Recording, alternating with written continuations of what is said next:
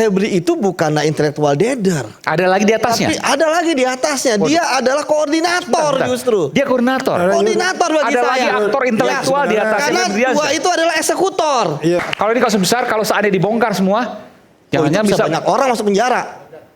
termasuk pejabat-pejabat yang well known, populer sekarang misalnya. Oh, bisa jadi. Jadi saya sepakat bahwa kasus ini harus dituntaskan. Kita tahu bahwa dalam korupsi. Dan ini mudah sesungguhnya, Anda penyidik. Karena ada tiga. Anda mantan penyidik maksudnya? Ya, bagi saya ini kan sangat mudah. Uangnya sudah sangat ada. Mudah, sangat mudah. Tapi sebelum sangat mudah itu kita lihat ada tiga struktur pelaku tindak pidana korupsi.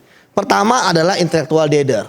Ya, orang yang menjadi aktor intelektual di balik kasus korupsi ini. Kedua adalah koordinator yang menyambungkan antara keinginan dari intellectual dader, kemudian dia akan mencoba untuk memanifestasikan kepada yang namanya eksekutor.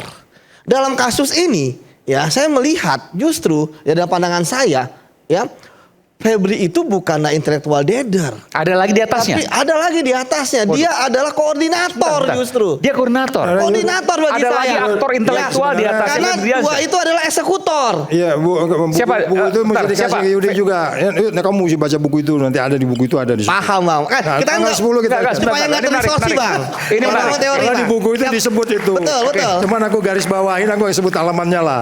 Ada itu dibaca, ada. Iya, oke. Saya belum baca bukunya lengkap. Tapi begini. Ya. Bahwa Febri Adriansyah ex Jampitsus bukanlah aktor intelektualnya. Ya, saya dulu bukan masih ada di atasnya. Betul. Yang pasti lebih berkuasa dari dia. Betul. Nah, ini yang harus dicari. Makanya tim 9 ini kan nasi udah jadi bubur. KPK mengatakan hanya akan menunggu. Jadi KPK tidak akan ngambil alih, ini udah pastilah. Ya kan? Makanya kenapa tim 9. Ini kasus besar banget dong sebenarnya. Besar banget, Bang. Besar banget. Ini bukan dan jumlahnya triliunan pasti. Iya, ini saya duga bukan sekitar 5 konspirasi miliar. Mas Aiman. Jadi benar kata beliau, Bang. Konspirasi tingkat tinggi Mas Aiman. Konspirasi betul kata beliau. Jadi iya. gini, Bang, 500 miliar aja ditumpuk. Iya. Pasti lebih banyak yang ada di luar sana. Teori gunung es selalu mengatakan apa yang terlihat lebih sedikit dari yang tidak terlihat. Seperti itu. Jadi saya sepakat sama Bang. Tapi saya tanya, kalau ini kasus besar, kalau seandainya dibongkar semua, jangan-jangan bisa banyak orang masuk penjara. Termasuk pejabat-pejabat yang well known, populer sekarang misalnya. Oh, bisa jadi. Karena tadi kan ketika kita bicara dengan uang itu mengalir sampai jauh. Makanya kenapa di awal kepolisian waktu itu ingin bersama dengan PPATK. Dalam PPATK itu sudah benar lihat apa yang dicari, transaksi yang mencurigakan. Nah, ketika transaksi mencurigakan, nomine inilah yang dicari. Dulu saya ingat sekali Pak Saud selalu menyuruh saya bikin flowchart, Pak ya. Wah, bahkan beliau itu lebih lengkap flowchartnya dibandingkan saya, gitu kan. Jadi waktu itu penyidik kita nggak bisa ngibulin pimpinan, ya kan. Jadi maksud Yudi gini, buat pembanding. Ingin menjelaskan bahwa pimpinan itu harus detail. Dia harus lebih tahu kelakuannya si Epa ini, harus tahu, bosnya harus tahu. Kalau nggak tahu salah besar.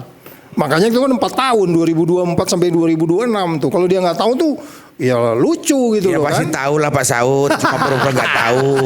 Harus abang yang ngomong, kata Pak Saud. Ya pasti tahu lah, ya. Makanya ini saya bilang ini kan konspirasi tingkat tinggi Mas Aiman, ya. Di sini ya harus tegas-tegas saja lah. Ini maksud dan tujuan dengan terjadinya kasus-kasus seperti ini, selain udah kenyang terus muntah, ya. Yang kedua ini kan endingnya, ya itu tadi saya sampaikan. Mereka itu akan membantu Presiden dalam melaksanakan penegakan hukum atau konspirasi untuk menjatuhkan Prabowo, itu Mas Aiman. Itu yang paling penting. Oke. Anda melihat di situ ya? Kita membaca di situ kok. Makanya saya mohon kepada Pak Prabowo untuk tidak ragu-ragu Mas. Segera copot, ganti aja. Masih banyak jaksa yang pinter, ya. Masih banyak penegak hukum yang lebih kredibel daripada mempertahankan penyakit. Buat kita semua puyeng, ya lakukan saja. Rakyat marah. Sebelum masyarakat marah, itu saya rasa itu. Oke. Ini pendukung yang benar.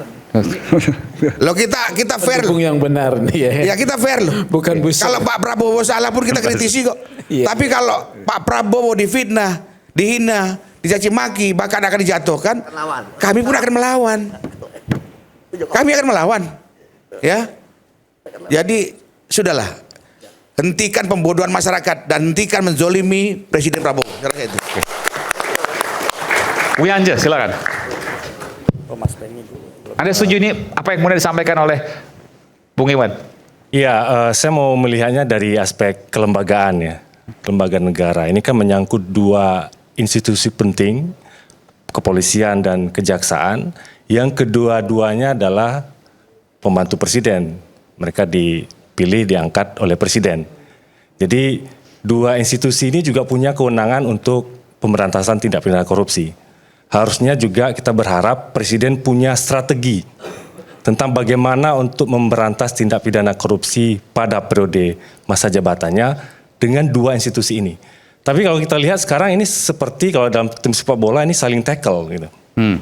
Saling tackle itu yang terjadi. Saling jegal, iya. Saling jegal. Nah, apalagi kalau kita lihat ini pemainnya kan sebenarnya ini kan pemain lama. Maksud saya itu adalah orang yang ada di posisinya dari pemerintahan sebelumnya. Jadi sebenarnya itu juga sesuatu yang oleh presiden mesti dipertimbangkan. Kalau presiden punya satu strategi baru untuk pemberantasan tindak pidana korupsi dengan melibatkan kejaksaan dan juga kepolisian, sebenarnya dia perlu susunan pemain yang juga baru gitu. Nah, kalau kita lihat dalam kasus FA ini, sebenarnya kalau saya melihat tidak ada upaya yang betul-betul serius dalam konteks penegakan hukum. Tidak ada upaya yang betul-betul serius dalam penegakan hukum. Betul. Oleh penegak hukum atau oleh siapa nih? Baik itu oleh kepolisian ataupun yang sekarang oleh kejaksaan. Kenapa Anda mengatakan itu? Kepolisian misalkan ada Polda Metro dan juga Kortas Tipikor memulai melakukan penggeledahan, penyitaan, sampai kemudian menetapkan tersangka. Tapi nggak dilanjutkan. Kenapa itu kemudian diserahkan, ya? Bukan dilimpahkan juga dalam konteks hukum acara pidana, tapi diserahkan kepada kejaksaan. Jadi mungkin ini yang seperti Bang Saud tadi sampaikan, Saji Jinghao gitu ya. Jadi bukan membunuh ayam, tapi membuat luka saja, itu bisa mempengaruhi keseluruhan institusi dalam melakukan tindakannya. Apalagi kalau terlihat FA ini selain Jampitsus, mesti dilihat juga dia sebenarnya sebagai posisi dalam struktur yang lebih besar dalam konteks Pak Prabowo misalkan membuat Satgas Penertiban Kawasan Hutan. Dia adalah ketua pelaksananya. Ya. Dia yang kemudian banyak sekali yang sudah dilakukan denda administratif belasan sampai puluhan triliun. Penguasaan kembali kawasan hutan hampir 6 juta hektar, luas sekali itu. Hampir satu luas provinsi Jawa Timur. Sebagian diserahkan kepada PT Agrinas Palma Nusantara, bukan Agrinas Pangan. Tentu banyak juga orang yang tidak suka gitu ya, dengan apa yang dia lakukan. Meskipun kalau kita lihat sebenarnya lewat Satgas PKH, lalu ke Agrinas Palma, tidak sepenuhnya juga due proses itu diterapkan. Saya tidak seperti Mas Sugeng tadi menyebut ada penyelewengan, tetapi ada juga tindakan-tindakan yang kurang legal, tidak ada legalitasnya. Misalkan yang sudah dikuasai oleh Satgas dilimpahkan atau diberikan kepada Agrinas Pangan, Agrinas Palma. Tidak ada dasar hukumnya. Sekarang Agrinas Palma menjadi perusahaan sawit terbesar di Indonesia dalam waktu 1 tahun, jutaan hektar yang dia kuasai, tapi tanpa ada HGU, tanpa ada izin usaha perkebunan gitu ya. Jadi itu yang terjadi. Tapi pasti banyaknya juga yang tidak senang dengan apa yang dilakukan oleh FA. Nah, sekarang dilimpahkan ke kejaksaan. Apakah ini akan bisa mengungkap ini sepenuhnya? Saya juga tidak yakin. Karena biar bagaimanapun kejaksaan itu punya satu ideologi. Ideologi yang bahkan dicantumkan di dalam undang-undang kejaksaan. Yang kalau dalam bahasa Belanda itu disebut dengan Een ondelbaar. Maksudnya apa? Satu dan tidak terpisahkan. Jadi ini satu kesatuan ini. Dan prinsip itu bahkan sudah ada bukan saja di Undang-Undang Kejaksaan sekarang, bahkan di Undang-Undang Kejaksaan sejak tahun 1961. Ini satu kesatuan. 9 orang itu bisa punya integritas yang baik, tim 9. Tapi kalau misalkan itu tidak sesuai dengan prinsip yang lebih tinggi atau keinginan lebih tinggi di atas mereka, tentu dalam konteks ini adalah Jaksa Agung, itu tidak akan terjadi apa-apa. Jadi menurut saya memang kalau ini mau dibongkar betul-betulan ya jangan di kejaksaan. Pasti solidarity corps itu akan kuat untuk melindungi institusi Oke, ini. apa yang kita bicarakan di sini kan itu hal yang sesungguhnya mudah untuk dilakukan. Pertanyaannya, kenapa tidak dilakukan? Mengungkapnya mudah, mengalihkannya ke lembaga yang katakanlah dalam hal ini KPK yang bisa membongkar semua juga mudah, tapi kenapa tidak dilakukan? Ya menurut saya sih ini memang jadi tantangan presiden sebenarnya ya. Tapi dalam konteks tidak harus intervensi kasus ini, tapi bagaimana kelembagaan. Tadi misalkan ini kan KPK bisa punya kewenangan sebenarnya tadi disampaikan oleh Bang Saud. Ya kalau Presiden Prabowo ingin menyelesaikan persoalan ini, dia bisa panggil Jaksa Agung, dia bisa panggil Kapolri. Setelah itu, oke, perkara ini biarkan saja diselesaikan oleh KPK.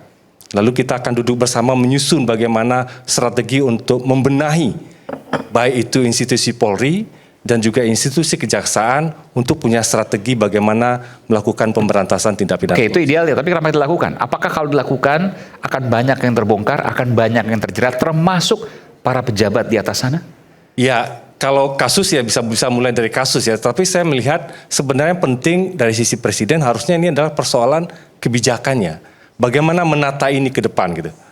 Jadi salah satu strategi yang harus bisa dilakukan itu adalah ya mengganti orang-orang ini. Oke. Kalau Anda tidak kuncinya ada di presiden justru. Ya kuncinya ada di presiden. Bung Iwan, kuncinya ada di presiden justru. Bagaimana menurut? Iya, tunggu saja, mudah-mudahan dalam minggu ini ada gebrakan besar dari presiden ya. Minggu ini akan ada perubahan besar dari presiden. Ya kita sama-sama berdoa saja, mudah-mudahan dalam minggu-minggu ini ada perubahan. Oke. Ya.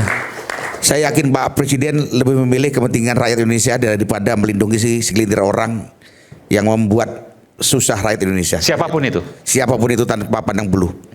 Oke. Ya, saya yakin itu Mas Aiman. Oke. Nah, Ya selain minggu itu, ini loh. Ya. Minggu ini Ya, berdoa tapi. ya satu dari sisi presiden. Yakin Mas Aiman, dalam minggu ini ada gebrakan-gebrakan sebelum 17 Agustus ya. Sebelum 17 Agustus. Ya. Anda yakin di situ ya? Yakin di situ. Oke. Ya satu tentu dari sisi presiden ya untuk memperbaiki atau menata ulang karena kita belum lihat ini agenda Presiden Prabowo untuk pemberantasan tindak pidana korupsi itu seperti apa karena ini masih menggunakan instrumen orang-orang lama gitu. Sebentar. Bung Yance tidak melihat ada upaya pemberantasan korupsi yang firm dari Pak Prabowo, tapi Anda katakan minggu ini apakah itu terkait dengan agenda pemberantasan korupsi? Termasuk bagian dari itu.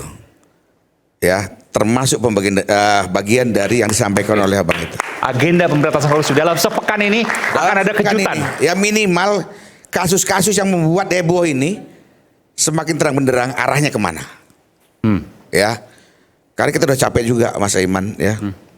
Dari hari ke hari mengkanter, membela. Dan betul Anda juga mengatakan rakyat juga lelah melihat ini. Rakyat lelah dengan tontonan seperti ini gitu loh. Betul. Jadi Bukan segala tontonannya, isunya. bukan isunya, memang sengaja dibuat seperti itu. Oh, tontonan maksudnya ini gambaran besar gitu ya. Ya makanya, yang kita lihat sehari-hari. termasuk masih Aiman ini kan orang media juga. Jangan omongan londo ireng segera digoreng besar-besaran. Tapi yang mati keracunan diem semua. Berarti ada apa? Mati keracunan si Pak Trimo ini maksudnya? Iya, maksudnya Oke. itu.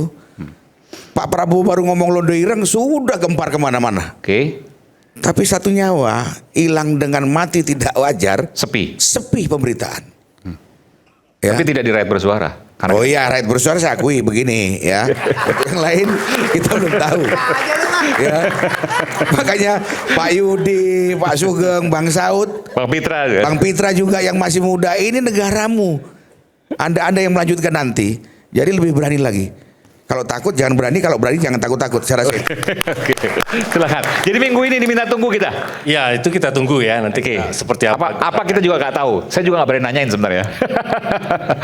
Ya satu tentu dari Enggak, sisi enggak. presiden kita tunggu ya. Karena kalau ditanya juga pasti nggak akan dijawab oleh Bung Iwan. Ya. Yang kedua tentu dari sisi DPR sebenarnya ya. Ini kan dua institusi yang penting sekali dalam penegakan hukum kita. Tapi setelah peristiwa ini kita tidak melihat reaksi DPR yang menganggap ini satu isu yang serius untuk agenda pemberantasan tindak pidana korupsi di Indonesia ke depan. Belum ada itu Kapolri dan Jaksa Agung dipanggil oleh DPR misalkan gitu ya. Lalu menjelaskan persoalan ini apa sebenarnya dan bagaimana penataan ke depan yang perlu dilakukan gitu. Jadi saya dari sisi itu yang mesti dilihat. Kalau misalkan Presiden Prabowo nanti bisa punya satu strategi baru, orang-orang baru menyampaikan langsung kepada publik. Kenapa orang ributnya Londo Ireng? Karena disampaikan oleh Presiden. Tapi kalau Presiden bicara soal ini, penataan ke depan, saya yakin orang akan banyak memperhatikan kasus ini ke depan. Oke, baik. Kita kembali saat lagi, kita akan mendengar nanti dari Bung Pangi Syarwi Caniago. Satu segmen full untuk Bung Pangi, sesaat lagi.